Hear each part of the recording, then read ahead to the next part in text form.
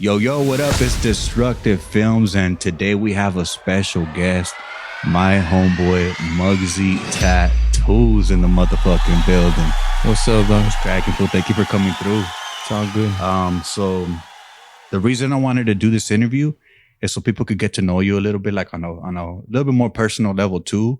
Yeah. And kind of put a face to the name and all that, you know? Yeah. That way people could tap in with you. The newest 203 studios right here. So we do it all right here, you know? We got my boy right here now. So, you know, we're making things happen. My name's Muggsy Tattoos. I mean, I've been an artist on and off. I mean, you know, I did some time, got back into the tattooing game. But everybody knows me as Muggsy's Tattoos. I'm from Oxnard, California. We're stationed right here in Ventura County. That's right. And let me tell you, you know, before Muggsy went in, he was killing the game out here. He was just flooding the area, tatting everybody up, and he had a really good rep, still does, you know, but he was doing his thing, you know, but sometimes shit happens in life, and, you know, we just got to roll with the punches, and yeah, that's what you did. Okay, so let's take it to the beginning, Muggsy. Can you talk to the people about your early stages in your tattoo career when it barely began? Like, can you talk to us about what made you maybe want to pick up tattoo? Well, if we take it way back then, I was doing time, and that's where the idea came up on. It actually, somebody put me up to do it. What really happened was I would draw a lot. And I had this homie named Terco from Eastside White Fence, and we were in CCA. We were out of state doing those years. This goes back to like 2010, 2011. I was in Ironwood. From Ironwood, I ended up going to Arizona, and then homies were getting shipped out to Oklahoma, Mississippi. But we were stuck right there at Red Rock in Arizona, and he would see me draw all day, and one day he just came up to me and he was like, "Hey, have you ever tried tattooing?" And I was like, "Nah." I said, "I don't get into that." I said, "Because I never done it." Right. And he was just more like, "Well," he's like, "I think you got it." He goes, "Because you draw pretty much every day." And he kept on asking me like for a whole month, and finally he convinced me like a month later, and we got to it. And he actually got the ink, got everything for me, because I had no idea of how to build the gun or how to go about it. So he got everything together. He put it together, and I tried it. And once I tried the first tattoo, I seen that it didn't look like a beginner's. Oh, so that's what caught my attention right there. And from then on, I just continued to tattoo. And even when I hit the streets, one of my homies, he bought me tattoo guns. And from there on, I just never stopped to the day. that's crazy. Did he let you tattoo on him first, like test on him? Yeah, like, yeah, I I did. it on me. Like, Yeah, I did his leg. do you remember what you tatted on him? It was the Punisher. I started with the from the movie, Right? The Punisher, the skull, and all that. Yeah. Yeah, that's what I started, and that's what got me more into it. And after that, I just kept on doing it, and obviously, you know, throughout experience and stuff, you just end up getting better and better at it as you go. You start learning what to do and what not to do. Well, so you think, but in reality, once you come to the home and you try the real shit, it's a whole different ball game, though. Right. But I'm talking about like my beginning was through prison. That's where it got me all started and stuff. So after him, I'm assuming that you started tattooing maybe other people there, and then you just kept it up in there, right? Yeah. What happened was, I mean, you know, word of mouth, dog. You know, with all the homies and shit. That's how it just starts evolving from homie to homie to homie. Homies just want to get blasted in there, Right? And it's all just about experience and stuff. And that's what led to what I am today. You know. Which I'm blessed to have that journey in prison, because I mean, sometimes you got homies that fall out, and what I mean about falling out is like, you know, homies get depressed and they're being busted. In my journey, my tattoo experience, it turned into a money making thing that I never thought this shit would pay my bills and stuff like that, you know. But yeah, that's where I'm at right now. So once you got out at those times, you proceeded to trying to get clients out here in the city, or how did that work? To be honest with you, I mean, I didn't really look forward into tattooing in the streets until into my homie Max. He said, "Hey," he goes, "I heard you were tattooing in there." He's like, "You're gonna continue to do it?" And I was like, "Man," I said, "I'm broke." I said, "I don't even got money to buy the machines." And he was like, "Don't trip." He goes, "I'll buy them for you, and when you get good," he said, "don't forget about me." You know, and that shit got stuck with me. And to the day, you know, he bought me my machines. We went and go pick some. It's just a little simple ones out in Thousand Oaks and everything. But I appreciate what he did. You know, he bought them for me, and that's what got me started out here in the streets. You never forget those people that were there in the beginning, Yeah. right? That just motivated you and pushed Yeah. you just a little bit, just enough to what you needed to Yeah. get to where you are, you know? Yeah. Sometimes people believe in us more than we believe in ourselves in the beginning. Yeah, that's true. Because when you're starting and everything, it's like your self-esteem is low, you know, and you don't have that confidence because you see other artists and bigger people, but they already been tattooing for so long, and you think that you're never gonna get there, but eventually it's just practice, Right. you know? Everybody starts somewhere. Yeah. There's a beginning for everybody, you know? Yeah. Not everybody just picks up whatever they do and they're amazing at it. It's like, it's trial and error, experience, Yeah. you know? Yeah, Time. that's how I learned. You know, I'm a self-made artist and stuff. Yeah, I do connect with certain artists here and there, and you know, they help me out. And when I reach out to them and everything, they look out for me. You know, my good friends and stuff like that. But I mean, yeah, it's all about networking now and getting ahead of the game now. You know, because the game's changing with all these new technology, new machines. You know, wireless, everything. You know. Yeah. How would you consider the type of style that you have for your work? Well, I try to do more like realism. I'm more known for my portraits and stuff, you know. But here and there, I'll touch every subject, like traditional stuff, even with the color or whatever. But I try to keep it simple, not to go overboard, and still go back to my natural realism, which that's what I like doing. But Can you describe realism a little bit more, other than like portraits? well, for me, realism, in my view, it's you know, just anything that's realistic in life, like the plants, the whatever. You take a picture, put in a drawing. From a drawing, it goes into skin. That's the type of realism I like to do, like photography, turn into a tattoo and stuff like that, you know. But that's what I consider realism. Let's go back to the point in time where you had a 9 to 5. Okay. Okay. So you had a 9 to 5, and at some point you had to say, I'm just gonna go all in. Can you take us back to those moments? Well, I paroled from my first term. I paroled in 2012. 2 months later, when I paroled, that's when I started the tattooing. I started tattooing in the streets, doing backyard tattoos and stuff like that in my garage. And at the time, I was working for Haas Automation. You know, while I actually was working for another company, but throughout the years, you know, I was at California Portable Dance Floors, and I would tattoo after work. And during that time, I mean, I don't know if you remember, my mom had Alzheimer's. I used to take care of my mom too. Mm-hmm. So I would work, tattoo, and take care of my mom with Alzheimer's. So that's one of the reasons why I built my garage into a little studio and everything, because I would take care of my mom, you know. But I was working 9 to 5, and then after work, I would tattoo. And sometimes, I mean, I'll be up to 1 in the morning, and then the next day again, get up at 5 and get it. I did that for like, I want to say maybe like 6-7 years like that, until I finally decided to just go all in on my tattooing, you know. What made you make that decision? Well, at the time, I mean, a few years had already passed, but at the time, what happened, everything was getting to me too much. It was becoming too much, you know, working from 6 to 5 o'clock every day, then taking care of my mom with Alzheimer's. And then coming to tattoos. Sometimes I'll be up to 2, 3 in the morning, and then I gotta get up at 5.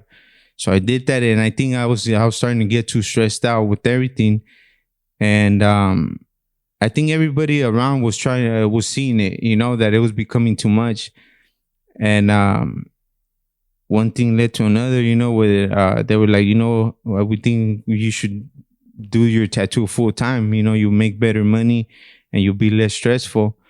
And when they told me that, I really took it into, I really thought about it.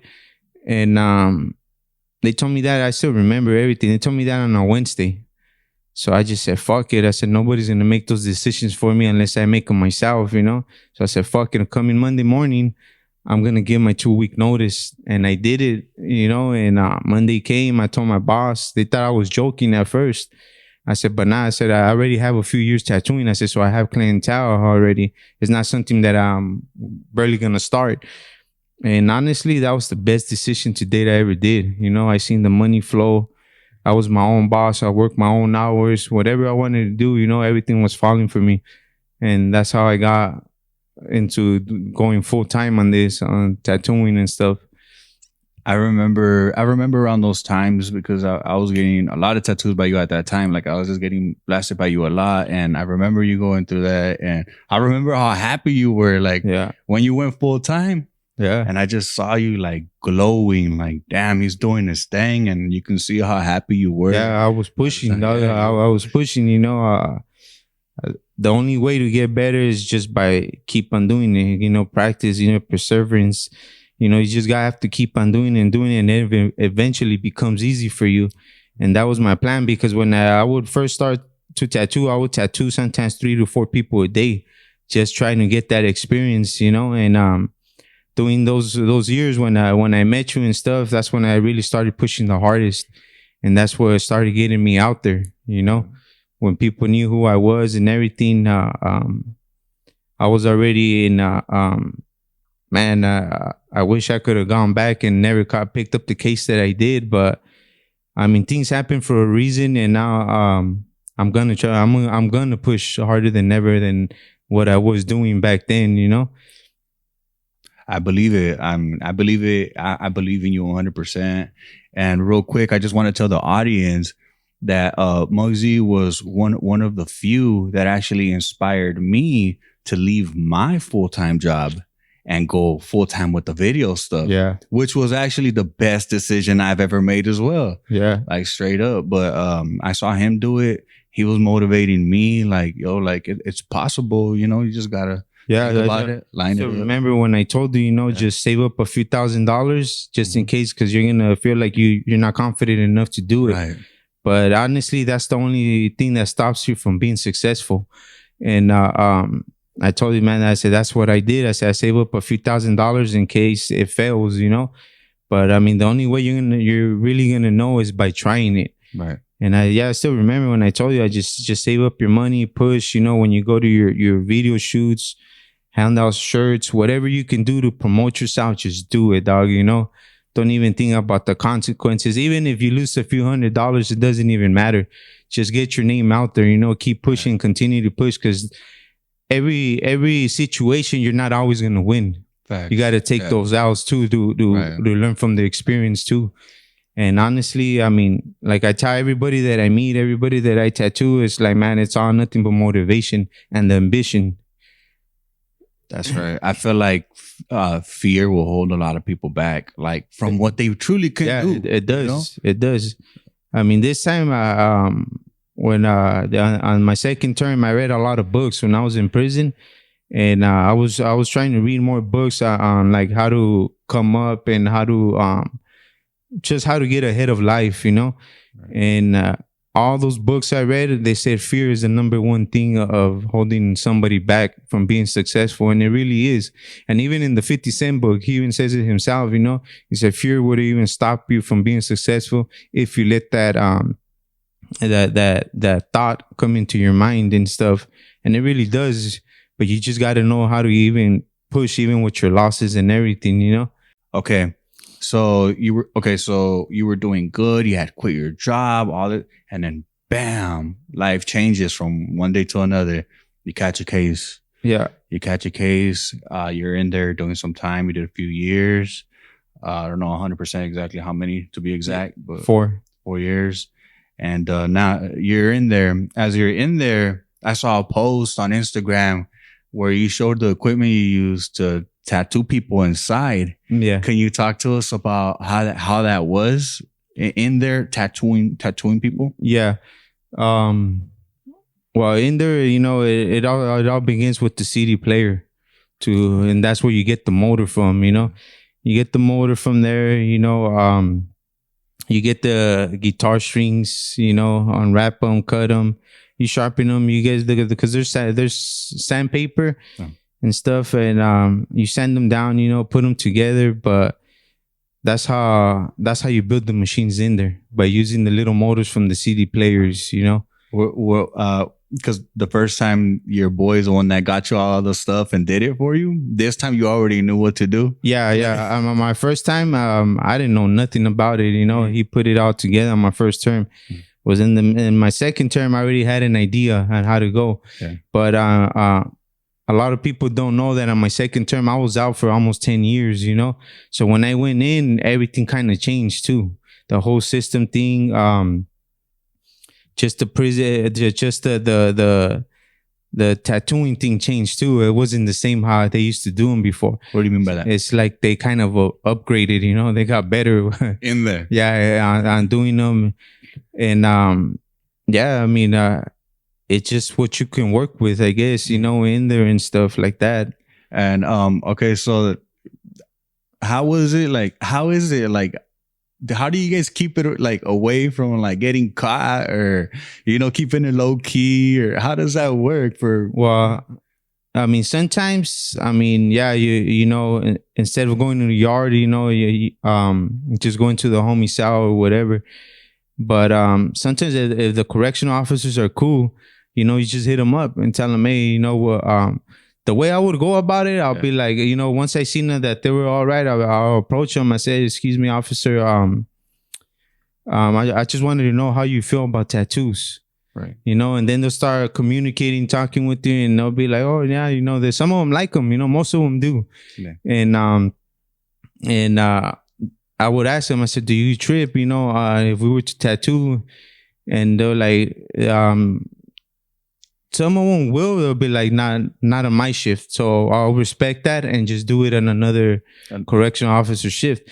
But some of them were actually cool, They were like, yeah, when I'm here, you could go ahead and go. Right. So when they'll get there, I'll tell them, hey, is it cool if I go into the homie cell to work on them? And they'll give me the okay. So I'll be in there 4 or 5 hours in there. You weren't hiding shit. You just... No, I'd rather be out in the open because in case anything happens, like let's just say, for instance, a riot or something happens, or they're looking for somebody, the correctional officer will come and open my door and let me go out. Mm-hmm. Instead of being stuck in there and getting caught, not being in the wrong cell, Right. And then I'm risking the whole unit get hit. Mm-hmm. And, obviously it's prison. There's always dope, cell phones, everything is in there.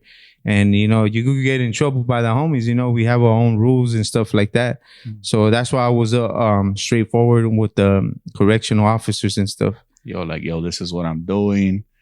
Green light, cool. I'm going to go for it. Yeah. Yeah, I always let the house know. Whatever homie was in command or ran the block, whatever, I always let them know ahead and let the correctional officer know, that I was going to be in there. Do you remember one of your favorite tattoos that you did while you were in there? Like one of the ones that you were like, damn, I really loved how this came out. Yeah, I was actually, I was doing a lot of portraits, right? But there was this homie, his name was Evil from San Fernando Valley, and I was customizing his whole arm, and he had like 2 months left, and I told him, let's get it every day. I said, I'm gonna finish that arm before you get home. Yeah. But I was customizing all nothing but cultura, all Aztec stuff and stuff. But and then fucking COVID hit. They hit us with COVID, and they ended up splitting us apart. So I never got to finish the homie's arm. And I was like, man, I said that was a badass piece that I was doing, because everything was custom. Nothing was like the usual Aztec stuff that you see, Everything was just custom built for his whole arm, and he was fresh. That was his first tattoos too, And that's something that it just got stuck to me. I was like, man, I wish I would have finished it. How far did you get? I didn't even get to a quarter of a sleeve, you know. Damn. And I was just like, man, I said, I wish I would have finished that. But I had other homies that I also did. I did a lot of portraits in there, you know, and then that's what I was doing. A few lettering here and there, but I was mostly known for my art, from just doing art instead of lettering. You know, I kind of stay away from lettering, but more into the realism and stuff. So when word spreads in there that you're tattooing up and people want to get tattooed, how do you? Is it like appointments too? Like how you know? Well, like, yeah, pretty much. I mean, sometimes when I used to go to other units, I mean, because sometimes when you get moved, it's like you don't know nobody in that block. You might know one or two heads, right? And when sometimes I would get moved and go to another unit, people knew who I was because of my tattooing in there, you know. Mm-hmm. So I would start getting messages under my door talking about they wanted to get in line and stuff. And yeah, it's pretty much just by appointment. Like every other day I would tattoo, you know. And yeah, they all came by appointment, and it was basically just portraits that I'll be doing or whatever it was. But I mean, I also tattooed not just on homies. The homies also blessed me to be able to tattoo some Asians too. You know, they were the ones that were actually paying a good amount of money for me to work on them. But I had these dudes all blasted up, you know. Right. And a few of the homies too, my Sally's too, you know, during that time. Is there any maybe a bad experience that you had? That you can remember? Like, damn, like fuck, it was a fucked up situation. As in what though? Like maybe fucking the thing broke and then everything fucked up, or just like, I don't know, just something like it was not good. Not a good situation tattooing. Well, let me see if I could remember one. I mean, in prison, you make your own ink. You don't have like tattooing ink, you know. So you burn shit to get the black smoke. The black smoke put into a little bottle with baby oil or whatever, shampoo or burn it, whatever you use, you know, and it becomes like tattooing ink. Yeah. But it sucks when you get a fucking bad batch because, you know, in the beginning it looks all perfect. It looks like it's stained, but then when the healing process, all that shit could be gone. Damn. And it's like you could restart your shit all over. Wow. So that's the shit that it's the only bad experience is that you don't have good shit, you know? Right. That, or the needles might be too sharp, or they might not be sharp enough. Just shit like that that's the only bad experience in there from tattooing, you know? Okay, so okay, now after that, now you're home. Let's talk about your goals, what you want to do. Your clientele that was there before, are they still all here? Yeah. Can you talk to us a little bit about that? Yeah, you know, I just paroled in May of 2024, and you know, I'm very blessed to still have some of my old clients, you know. And as soon as I got out, you know, I started getting all my printers together, my machine guns and everything, you know. And 2 weeks after, that's when I started tattooing again, you know. So that's quick. I was able to make my grip back and stuff. And now I came home with the different game plan. And the game plan is, you know, I came with goals, you know, to succeed, you know, because I mean, you got to see me what I was aiming for, you know. 100%. Yeah. Going for a house and all that, saving my money, doing everything. I was doing everything. But what hit my pocket was my lawyers, because I had 2 lawyers and my bail, you know, because I was on bail for 3 years. And but now this time though that I'm home, I mean, the goals are still pretty much the same, but spend time more with my kids, my family, you know, with family, and just do everything right, you know. I said I'm trying to get off parole. I'm hoping to do the 13 months straight with no violations and just go on with my life and continue to succeed, you know. Can we talk a little bit about right now? You said your goal was to spend more time with your family. I feel like sometimes as entrepreneurs, we tend to get caught up a lot in work. Yeah, we do. What's your perspective now that you know you got taken away? Okay, and now you see things different. If you remember me telling you back then before I went in, I mean, man, I was tattooing 2 to 3 people a day, right? But what I didn't realize is by doing that, man, my whole day was just fucking flying by. So I was spending less time being at home and with my kids and stuff. And I wasn't even realizing what I was becoming. I was becoming a slave to my own work. Right. So this time when I come home, I said, you know what, I'm not gonna do that anymore. So what I normally do is just one person a day. I still have the rest of the day free for whatever I need to do. Go work out, draw some more, hit up the new projects that I need to do, or just like that, a simple thing, work on my cars or whatever it is, Now, because this term, my second term actually taught me a lot, and so we are getting older and stuff like that. You start realizing and vision, and your vision kind of turns a little bit different to more like a personal thing that you got to do in life, instead of just being around the streets, being around your homies or whatever it is, Right. more family oriented. But yeah, that's those are my goals now, is just succeed, That's a big one right there. And hearing you just say that, like, I feel like I'm in those shoes, like sometimes I do feel like it's just 24/7 slave to my work. Yeah. So that's some good advice right there. As for entrepreneurs, because sometimes it could consume our lives. Yeah, so I mean, I didn't realize it at the time, because I was all into making the money. Right. So, I just let that get ahead of me, but also because I had my case, I was fighting it for 3 years, and I was just trying to make sure my bills, everything was paid off, but I didn't realize that I was spending less and less time with family, my kids and stuff, which, I mean, this time, I still want to work and do what I do, but at a pace now, Right. Yeah. So, for maybe a youngster that is thinking about getting into tattoos and he wants to go in, is there any feedback, recommendation you may give him to like give him some direction? I mean, if it's in you to draw and that's what you like doing or tattooing, I mean, just pursue it. Just be consistent with it, Just drawing is a big part of tattooing, I understand nowadays there's printers that help you out and stuff like that, which I have them. I use them, but I still go back to the old school ways of just doing nothing but lines because I like putting a lot of detail in my stuff, and just be consistent. Draw is just draw, continue to draw until you start seeing your skill is obviously going to get better with time, and YouTube helps a lot with the watching drawing videos, tattooing videos. It really does, I still go back and watch videos that I seen maybe like 8 years ago, and it still amazes me that I still learn stuff from it that I even missed. But yeah, just continue to be consistent with what you do.